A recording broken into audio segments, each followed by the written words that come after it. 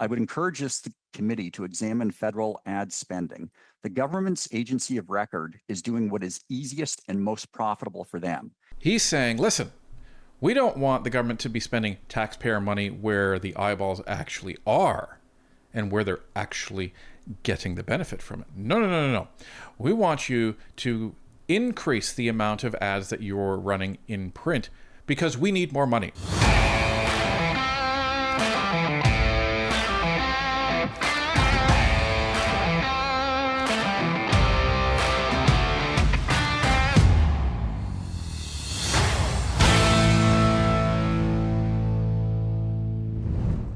Canada's media is dying. Shrinking revenues, collapsing viewership, and record bailouts. When dependence on liberal funding replaces dependence on audiences, bias stops being speculation and starts becoming strategy. And now, one of their top lobbyists has revealed they're getting close to flatlining. Let's take a look. From Blacklock's reporter, revenues crash despite aid. Newspaper revenues are down a quarter since 2020, despite millions in taxpayers' bailouts, New Statistics Canada data show. The latest figures follow comments by the subsidized press chief lobbyist Paul Deegan that Canadian publishers were unable to change their business model. Quote, the industry continues to face pressure from declining advertising and circulation revenues and shifting consumer habits in a competitive landscape alongside other online platforms, end quote, said the Stats Can report Newspaper Publishers 2024. Profit margins in the industry were down to 3.2%. Figures show since 2020, operating revenues industry-wide fell from $2.12 billion to $1.61 billion, a 24% decline. Quote, operating expenditures remained a key concern for newspaper publishers, end quote, wrote analysts. Circulation revenue fell 7.6% in just 2 years. Digital revenues fell 11.9% in 2 years. Losses were accelerating, quote, at a faster pace, end quote, than in the earlier part of the decade, says Newspaper Publishers. This says in black and white what we've been saying for a couple of years now. And it's what the industry has known. Remember, I used to work in the media industry all the way back to 2005. And I worked there for about 7 years. So I was in town halls for the organization. I spoke to executives, and we received updates on what was actually going on. And the trend was that Canadians aren't paying attention to mainstream media like they used to with the advent of the internet. And they were warned repeatedly, that this was happening. And most of them did nothing until it was too late. Now, Paul Deegan, the main lobbyist for mainstream media, testified at Parliamentary Committee a couple of weeks ago. And this is what he had to say specifically around news.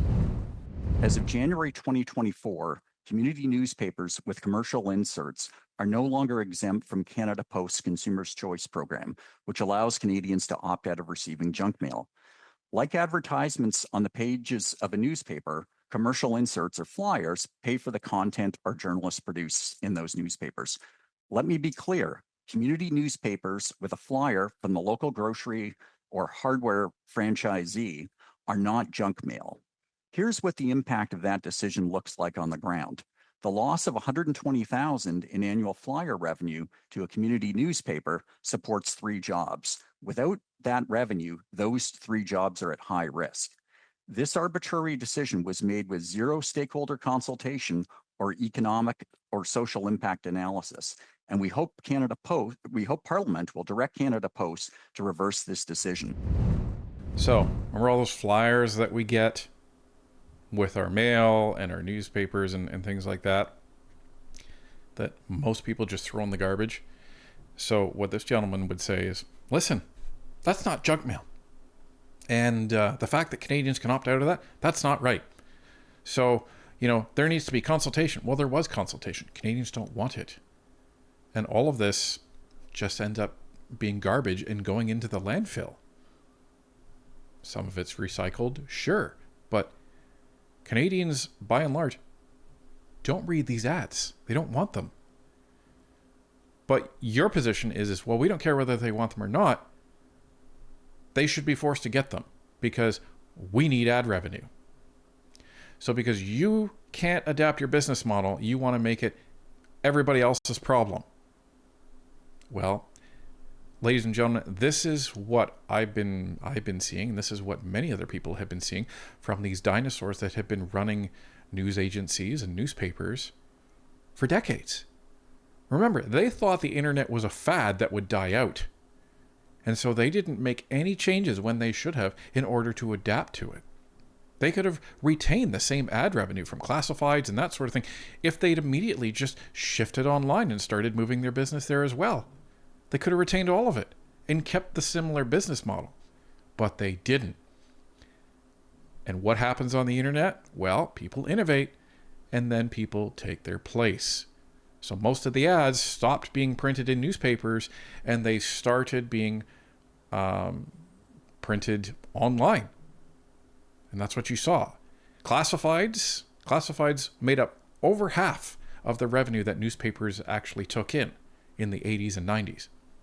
When Kijiji, eBay, and all of those sites came around, all of that disappeared because people didn't actually have to pay for it and they didn't have to wait as long to get a response to their classifieds. You may ask, why don't you just abandon print and go digital? Wouldn't that solve your distribution problems and your reliance on Canada Post? With foreign tech giants creaming most of the digital ad dollars in this country, the economics of digital just don't work for many. Digital ad dollars may be able to support large operations with scale or niche publications devoted to unpaid commentary, but we still need print ads and flyers to support a newsroom of full-time local journalists who do the painstaking work of covering the cops, courts, and city hall. Real news costs real money. Imagine if back in the early 1900s, you had a bunch of ranchers standing up and saying, we need government money, and the government needs to force Canadian citizens to still ride horses and not transfer over to automobiles. We need that to happen. Why? Because we're not transitioning our business model. We don't want progress. We want people to be forced to actually consume our product and use our product, like stagecoaches and everything like that. We're not interested in adapting, and we don't think it's fair that innovation is pushing us out. And think of the jobs that you're going to be costing if you don't do this. Think of all the businesses that become obsolete because of progress everywhere else. Think about that. Now, there are online newspapers like Blacklock's Reporter. They survive just fine. So it's a matter of cutting out the waste and acknowledging that, you know what, you're not going to be able to pay your executives what you used to pay them, or you're not going to be able to have as many executives. Maybe you're going to have to restructure your business. Is that going to cost Canadian jobs? Yes. Is that going to put people in a difficult financial position? Yes. But it's what every other business has to deal with in this country. Well, let's just say almost every other business, except the ones that get the government bailouts. But they wave their hands and they say, oh, but we need to continue operating as we have been for the last 150 years, just 'cause. And Canadians are fed up with it. Speaking of digital ad dollars, I would encourage this committee to examine federal ad spending. The government's agency of record is doing what is easiest and most profitable for them. In 2023 and 2024, the government spent more than $76 million on advertising. Of that, less than $1.4 million went to all print publications in the country combined. Taxpayer dollars should be spent in Crow's Nest Pass, not in California, and on companies that deliver facts rather than those whose algorithms foment misinformation and disinformation. The government should follow the province of Ontario's lead and announce in its upcoming November budget that it is setting aside a minimum of 25% of ad spending on trusted news brands. And something this committee should appreciate, that would come at zero additional cost to the taxpayer. So what is he trying to say there? Well, he's saying $76 million was spent previously by the government in a year. And only 1.4 million of that was actually spent on print. The rest of it was spent in California. What do they mean by that? Silicon Valley, Facebook, and the other social media platforms, okay? So what does that mean? Well, that means that he's saying, listen, we don't want the government to be spending taxpayer money where the eyeballs actually are and where they're actually getting the benefit from it. No. We want you to increase the amount of ads that you're running in print because we need more money. We don't want you to actually spend the taxpayer dollars that you're getting from Canadians with any sort of prudence. No, we want a bailout, and we want you to just, increase the percentage to 25%. So, that's going to increase the amount of money that they'd be getting just in that 1 year from around 1.4 million to over 14 million. That's what that means. Mr. Deegan, how frequently are the newspapers that that your organization represents, are they physically delivered? So we represent really sort of two classes of publisher, if you will. So urban dailies, newspapers like the Toronto Star, which are delivered 7 days a week. But we also represent community newspapers, which are a weekly publication. And again, to Murray's point, it's that lack of certainty. Do I print or not? That's a huge expense. And for the advertisers, do they advertise or not? And the problem is with these ongoing work stoppages, advertisers then look for other solutions, and that's a problem. And so this is really the lifeline for publishers, for community news publishers, is that physical print edition. They cannot make a buck as a digital only publisher. If you want to cover, again, cops, courts, city hall, etc., you need the advertising, from the local Chevy dealer, from the flyer from the Canadian Tire franchisee, to actually make money in this business to support your newsroom. So it's vital.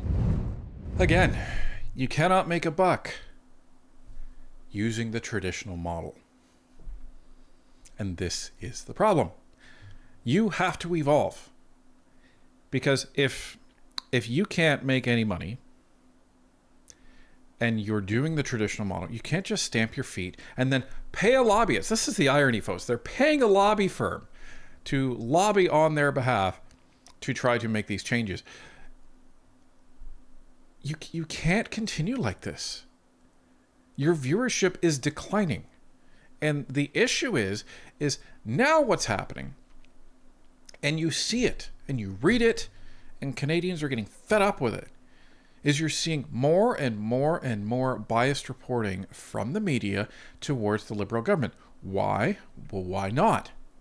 They're the ones that are giving them the $400 million gravy train in the CBC, a 1.3 and now close to $1.45 billion gravy train as a bailout.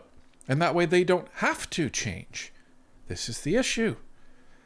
So, we've said before, you don't bite the hand that feeds you, but the issue here is, bias reporting it's not just speculation anymore. It's literally what they have to do to survive, because if they don't have a Liberal government in power, they're afraid of what happens next. Think about where all that money could go. And businesses, they will innovate when under crisis. But the issue is a lot of these mainstream media organizations, they're not in crisis. Why are they not in crisis? Because they're getting government money. And they know it's always going to be there. And if they're afraid that it's not always going to be there, what they're not doing is changing their business model. And what they are doing is saying, well, how do we make sure it's always there?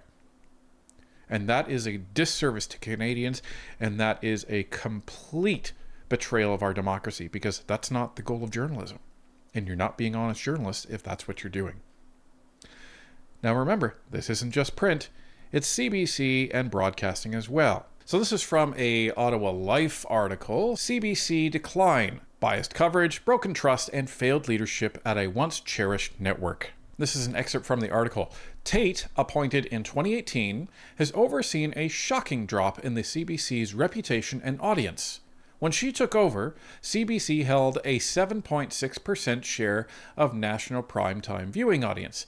Today, that number has plummeted to just 2.1%, meaning 97.9% of TV watching Canadians are not tuning in to CBC's English language primetime news. This represents a 72% decline in viewership over 6 years.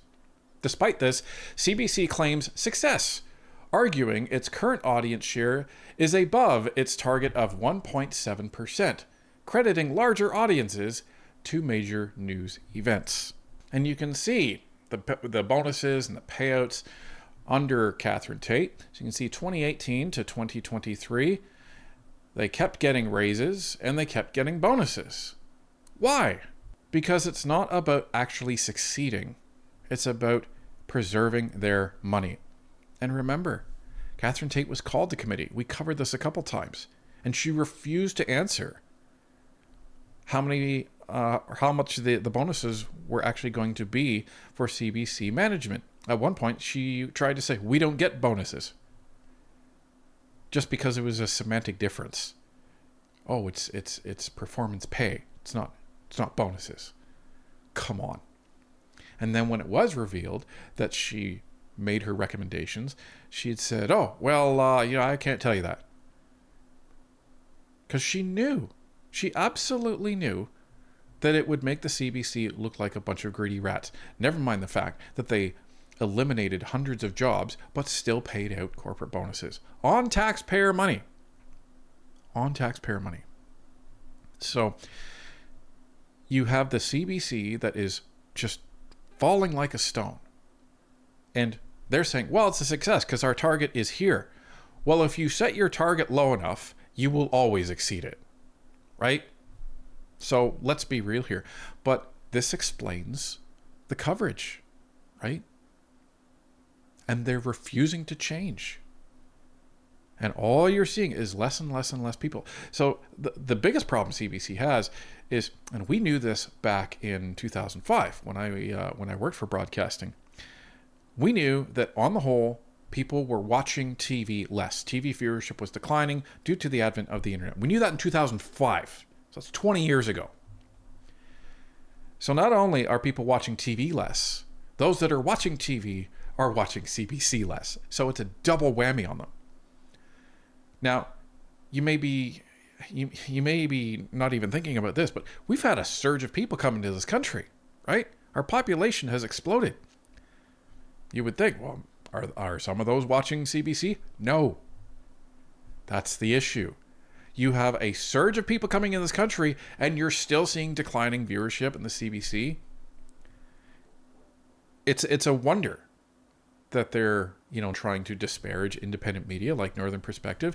It's a wonder that they're trying to paint us as crazy right-wing YouTube channels.